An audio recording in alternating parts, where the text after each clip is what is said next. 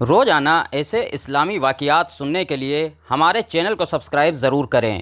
عہدہ رسالت کے آخر کا ذکر ہے کہ ایک دن رحمت عالم صلی اللہ علیہ وسلم اپنے جانثاروں کے درمیان رونق افروز تھے اور کسی مسئلے کے بارے میں گفتگو ہو رہی تھی۔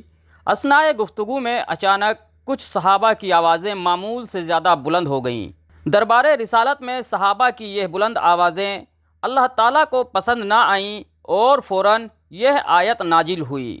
ترجمہ: اے لوگوں جو ایمان لائے ہو، اپنی آواز نبی کی آواز سے بلند نہ کرو اور نہ نبی صلی اللہ علیہ وسلم کے ساتھ اونچی آواز سے بات کیا کرو جس طرح تم آپس میں ایک دوسرے کے ساتھ کرتے ہو، کہیں ایسا نہ ہو کہ تمہارا سب کیا کرایا غارت ہو جائے اور تمہیں خبر بھی نہ ہو۔ اس آیت کے نزول پر صحابہ اکرام خوف الہی سے لرز اٹھے اور انہوں نے عہد کیا کہ حضور صلی اللہ علیہ وسلم کے سامنے اپنی آوازوں کو ہمیشہ پست رکھیں گے۔ حاضرین مجلس میں ایک صحابی رسول جن کی آواز بڑی زوردار تھی اس قدر متاثر ہوئے کہ گھر جا کر کنج عجلت میں بیٹھ گئے اور ہر وقت توبہ استغفار میں مشغول رہنے لگے۔ جب مسلسل چند دن تک حضور صلی اللہ علیہ وسلم نے ان کو مجلس میں نہ دیکھا تو صحابہ اکرام سے ان کے بارے میں دریافت فرمایا کہ کہیں علیل تو نہیں ہیں۔ حضرت سعد بن معاذ رضی اللہ تعالی عنہ نے عرض کیا، یا رسول اللہ صلی اللہ علیہ وسلم، میں ان کی خبر لاتا ہوں۔ چنانچہ وہ ان صحابی رسول کے گھر پہنچے تو دیکھا کہ حزن و ملال کی تصویر بنے بیٹھے ہیں۔ حضرت سعد رضی اللہ تعالی عنہ نے کہا، آپ کچھ دن سے مجلس نبوی میں نظر نہیں آئے، آج حضور صلی اللہ علیہ وسلم نے مجھے آپ کا حال دریافت کرنے کے لیے بھیجا ہے۔ انہوں نے کہا، خیریت کہاں؟ بارگاہ الہی سے رسول اللہ صلی اللہ علیہ وسلم کے سامنے اونچی آواز سے بولنے کی ممانعت اور وعید نازل ہو چکی ہے۔ آپ جانتے ہیں کہ مجلس نبوی میں آپ سب میں سب سے زیادہ میری ہی آواز بلند ہو جاتی ہے۔ اب یہ غم میری کمر کو توڑے ڈالتا ہے کہ میرا سارا عمل رائے گا اور میں دوزخی ہو گیا۔ حضرت سعد رضی اللہ تعالیٰ عنہ نے آپ صلی اللہ علیہ وسلم کی خدمت میں واپس جا کر ساری بات بتائی تو آپ نے فرمایا، وہ دوزخی نہیں بلکہ اہل جنت میں سے ہیں۔ یہ صحابی رسول جن کو سرور کونین صلی اللہ علیہ وسلم نے واضح الفاظ میں جنتی ہونے کی بشارت دی، وہ حضرت ثابت بن قیس انصاری رضی اللہ تعالی عنہ تھے۔ حضرت ابو محمد ثابت بن قیس رضی اللہ تعالی عنہ مدینہ کے خاندان خزرج سے تعلق رکھتے تھے۔ ہجرت سے قبل بیعت عقبہ ثانیہ یا عقبہ کبیرہ کے بعد کسی وقت مشرف با اسلام ہوئے۔ ان میں فطرتاً خطابت اور تقریر کا ہنر موجود تھا اور وہ اپنی فصاحت، بلاغت اور قوت تقریر کے لحاظ سے اہل مدینہ میں منفرد حیثیت رکھتے تھے۔ آواز بھی بڑی زوردار تھی، اسی لیے انصار نے ان کو اپنا خطیب بنایا تھا۔ آپ صلی اللہ علیہ وسلم کو ان کی صلاحیتوں کا علم ہوا تو آپ نے بھی ان کو اپنا خطیب مقرر فرمایا، چنانچہ وہ خطیب رسول کے لقب سے مشہور ہو گئے۔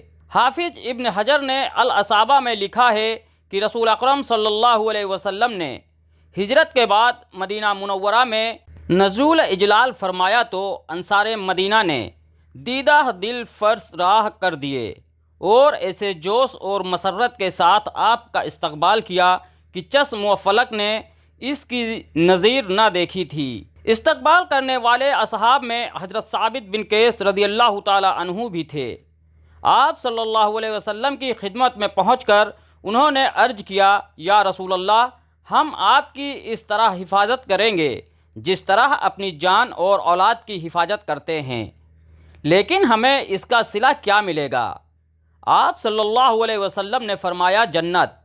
اس پر تمام لوگ پکار اٹھے، ہم سب راضی ہیں۔ عام الوفود 9 ہجری میں بنو تمیم کا وفد بڑے ٹھاٹ باٹ کے ساتھ مدینہ آیا۔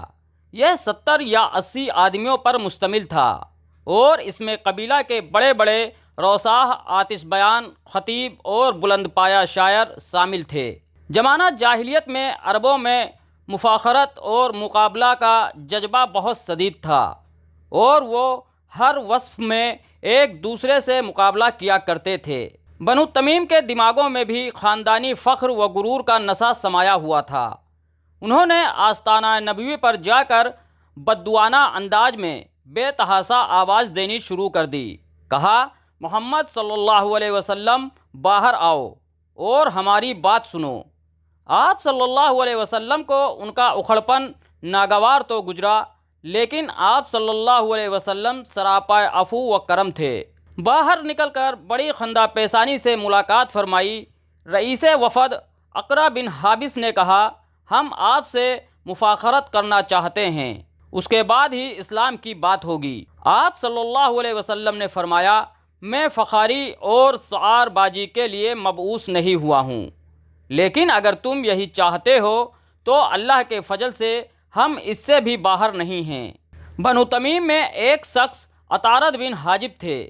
وہ نہایت زبان آور اور فصیح البیان خطیب تھے اور ایک دفعہ نوشیروان کے دربار میں اپنے جور و خطابت کا مظاہرہ کر کے کمخواب کا خلعت حاصل کر چکے تھے۔ سب سے پہلے وہ کھڑے ہوئے اور مفاخرہ کا آغاز اس تقریر سے کیا، تعریف اس خدا کی جس نے اپنے فضل و کرم سے ہمیں تاج و تخت کا مالک بنایا، اہل مشرق میں ہمیں سب سے زیادہ معزز کیا، ہمارے خزانے سونے چاندی سے پر ہیں، انہیں ہم فیاضی سے خرچ کرتے ہیں، لوگوں میں ہمارا مثیل و نظیر نہیں۔ کیا ہم آدمیوں کے سردار اور ان میں صاحب فضل نہیں ہیں؟ اگر کسی اور کو یہ دعویٰ ہو تو وہ سامنے آئے اور ہمارے قول سے اچھا قول اور ہمارے حالات سے اچھے حالات پیش کرے۔ اب مجھ کو جو کچھ کہنا تھا وہ کہہ چکا۔ عطارد اپنی تقریر ختم کر کے بیٹھے تو آپ صلی اللہ علیہ وسلم نے حضرت ثابت رضی اللہ تعالی عنہ سے فرمایا، ثابت اٹھو اور اس کا جواب دو۔ حضرت ثابت رضی اللہ تعالی عنہ نے تعمیل ارشاد کی اور عطارد کے جواب میں یہ خطبہ دیا۔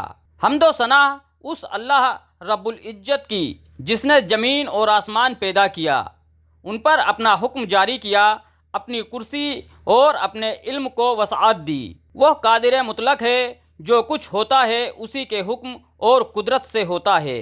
اس کی قدرتوں میں سے ایک یہ ہے کہ اپنی مخلوق میں سے ایک پیغمبر مبعوث کیا جو سب سے زیادہ شریف النفس ہے، سب سے بڑھ کر راست گو اور سب سے زیادہ بلند اخلاق ہے۔ پھر اس پیغمبر پر ایک کتاب نازل کی اور اپنے خلقت کا اس کو امانت دار بنایا، اور وہی ہستی ہے جسے اللہ تعالیٰ نے سارے عالم سے برگزیدہ کیا اور سارے عالم کا خلاصہ بنایا۔ پھر اس نے لوگوں کو حق کی طرف بلایا تو اس کی قوم اور اقربا میں سے پہلے مہاجرین نے اس کی دعوت قبول کی، جو نسب میں افضل ہیں، ان کے چہرے سب سے زیادہ روشن ہیں اور ان کے اعمال سب سے اچھے ہیں۔ پھر ان کے بعد سارے عرب میں سے ہم گروہ انصار نے دعوت حق پر لبیک کہا، لہٰذا ہمارا فخر شرف یہی ہے کہ ہم اللہ کے انصار اور رسول اللہ کے وزیر ہیں، اور لوگ جب تک ایمان نہ لائیں اور لا الہ الا اللہ نہ کہیں ہم ان سے لڑتے رہیں گے، اور جو کوئی اللہ اور اللہ کے رسول کو ماننے سے انکار کرے گا ہم اس کے خلاف راہ خدا میں جہاد کریں گے، اور جہاد کرنا ہمارے لیے کوئی دشوار کام نہیں ہے۔ بس مجھے جو کہنا تھا کہہ چکا، اور اب میں تمام مومنین اور مومنات کے لیے بارگاہ الہی میں دعائے مغفرت کرتا ہوں۔ اس کے بعد شعر و شاعری کا مقابلہ ہوا، جس میں بنو تمیم کی طرف سے جبرکان بن بدر اور آپ صلی اللہ علیہ وسلم کی طرف سے حضرت حسان بن ثابت رضی اللہ عنہ نے حصہ لیا۔ مفاخرت ختم ہوئی تو اقرا بن حابس، جو خود بڑے فصیح البیان شاعر اور خطیب تھے اور جن کی اصابت رائے کا سارا عرب ماترف تھا، یہاں تک کہ متحارب قبائل اپنے جھگڑوں میں ان کا حکم بنایا کرتے تھے، بے اختیار پکار اٹھے، باپ کی قسم، محمد صلی اللہ علیہ وسلم کا خطیب ہمارے خطیب سے افضل اور ان کا شاعر ہمارے شاعر سے بہتر ہے۔ اہل وفد نے ان کی رائے سے اتفاق کیا اور سب اسی وقت حلقہ بگوش اسلام ہو گئے۔ اسی سال بنو حنیفہ کا ایک بڑا وفد مسیلمہ کذاب کی سرکردگی میں مدینہ آیا۔ سرور عالم صلی اللہ علیہ وسلم حضرت ثابت بن قیس رضی اللہ تعالی عنہ کو ساتھ لے کر بنفس نفیس اہل وفد کے پاس تشریف لے گئے۔ اثناء گفتگو میں مسیلمہ کذاب نے کہا، اگر آپ اپنے بعد مجھے اپنا جانشین مقرر کر دیں تو ابھی آپ کے ہاتھ پر بیعت کرتا ہوں۔ آپ صلی اللہ علیہ وسلم کو یہ نامعقول شرط سن کر غصہ آ گیا۔ آپ کے دست مبارک میں ایک چھڑی تھی، اس کو اٹھا کر فرمایا، جانشینی تو بڑی چیز ہے، میں تو تمہیں یہ چھڑی دینا بھی پسند نہیں کرتا۔ اللہ نے تیرے لیے مقدر کر رکھا ہے وہ ہو کر رہے گا۔ تیرا انجام مجھے خواب میں دکھا دیا گیا ہے، کچھ اور پوچھنا ہو تو یہ ثابت موجود ہے، ان سے پوچھ، میں اب چلتا ہوں۔ یہ فرما کر آپ صلی اللہ علیہ وسلم حضرت ثابت رضی اللہ تعالی عنہ کو مسیلمہ سے نپٹنے کے لیے وہاں چھوڑ کر خود تشریف لے گئے۔ یہ سرور عالم صلی اللہ علیہ وسلم کی رحلت کے بعد انصار نے ثقیفہ بنی سعدہ میں جمع ہو کر حضرت سعد بن عبادہ رضی اللہ تعالی عنہ کو خلیفہ بنانے کا ارادہ کیا۔ خبر مشہور ہوئی تو حضرت ابو بکر صدیق اور حضرت عمر فاروق رضی اللہ عنہما کچھ دوسرے مہاجرین کو ساتھ لے کر انصار کے اجتماع میں پہنچے۔ دونوں طرف سے اپنے حق میں زبردست تقریریں ہوئیں۔ اس موقع پر حضرت ثابت بن قیس رضی اللہ تعالی عنہ بھی موجود تھے۔ انہوں نے انصار کی خلافت کے استحقاق پر ایک فصیح و بلیغ خطبہ دیا۔ اس میں انصار کی خدمات اور قربانیوں کا ذکر کیا اور اس بات پر تعجب کا اظہار کیا کہ کچھ لوگ انصار کو خلافت سے محروم کرنا چاہتے ہیں۔ حضرت ابو بکر صدیق رضی اللہ تعالی عنہ نے انصار کی خدمات کا اعتراف کیا، لیکن اس کے ساتھ ہی انہوں نے قوی دلائل کے ساتھ قریش کو خلافت کا حقدار ثابت کیا۔ عامۃ المسلمین نے انہیں خلیفہ منتخب کر لیا تو حضرت ثابت بن قیس رضی اللہ تعالی عنہ بھی ان کی بیعت کرنے میں پیچھے نہ رہے اور دل و جان سے حضرت ابو بکر رضی اللہ تعالی عنہ کے حامیوں اور مددگاروں میں شامل ہو گئے۔ اسی زمانہ میں فتنہ ارتداد نے سر ابھارا تو حضرت ثابت بن قیس رضی اللہ تعالی عنہ نے اس کو کچلنے کے لیے جان کی بازی لگا دی۔ جب حضرت ابو بکر صدیق رضی اللہ تعالی عنہ نے مشہور مرتد طلحہ اسدی کی سرکوبی کے لیے مدینہ سے لشکر بھیجا تو حضرت ثابت رضی اللہ تعالی عنہ اس میں شامل ہو گئے۔ سالارہ لشکر حضرت خالد بن ولید رضی اللہ تعالی عنہ تھے اور انصار کی عنان قیادت حضرت ثابت رضی اللہ تعالی عنہ کے ہاتھ میں تھی۔ مسلمانوں نے مرتدین کو زبردست شکست دی اور طلحہ نے اپنے کچھ ساتھیوں کے ہمراہ شام کی طرف راہ فرار اختیار کی۔ اللہ کی شان کہ یہی طلحہ بعد میں اسلام کے زبردست مجاہد بنے۔ حضرت عمر فاروق رضی اللہ تعالی عنہ کے عہد خلافت میں انہوں نے دوبارہ خلوص دل سے اسلام قبول کیا اور حج کے لیے مکہ آئے۔ وہیں حضرت عمر رضی اللہ تعالی عنہ کے ہاتھ پر بیعت کی۔ اس موقع پر امیر المومنین نے ان کو ارتداد میں مبتلا ہونے پر ملامت کی تو عرض کیا، اے امیر المومنین، یہ بھی کفر کے فتنوں میں سے ایک فتنہ تھا جسے اسلام نے ہمیشہ کے لیے ختم کر دیا۔ طلحہ کا شمار شجاعان عرب میں ہوتا تھا اور انہیں 1000 سواروں کے برابر مانا جاتا تھا۔ شام کے جہاد میں انہوں نے سرفروشی اور جابازی کے ماہر العقول کارنامے انجام دیے۔ 12 ہجری میں مسیلمہ کذاب کے خلاف یمامہ کی خونریز جنگ پیش آئی۔ حضرت ثابت رضی اللہ تعالی عنہ اس میں والہانہ جوش و خروش کے ساتھ شریک ہوئے۔ ایک موقع پر جب مسلمان کی صفوں میں رکنا پڑا اور وہ پیچھے ہٹے تو حضرت ثابت رضی اللہ تعالی عنہ بے قرار ہو گئے اور نہایت حسرت کے ساتھ کہا کہ ہم عہد رسالت میں یوں نہیں لڑا کرتے تھے۔ پھر عطر حنوط لگایا اور ایک گڈھے میں قدم جما کر دشمن کے مقابلے میں ڈٹ گئے۔ جو مرتد ان کی طرف آتا اسے اپنی تلوار سے ڈھیر کر دیتے۔ آخر دشمنوں نے نرگا کر کے خطیب رسول اللہ پر تلواروں اور برچھیوں کا معینہ برسا دیا اور یوں وہ رتبہ شہادت پر فائز ہو گئے۔ حضرت انس بن مالک رضی اللہ تعالی عنہ سے روایت ہے کہ حضرت ثابت رضی اللہ تعالی عنہ کے جسم پر نہایت عمدہ زرہ تھی۔ ان کی شہادت کے بعد کسی مسلمان نے اتار لی۔ ایک دوسرے مسلمان نے خواب میں دیکھا کہ حضرت ثابت رضی اللہ تعالیٰ عنہ ان سے کہہ رہے ہیں کہ فلاں مسلمان بھائی نے میری جرح اتار لی ہے۔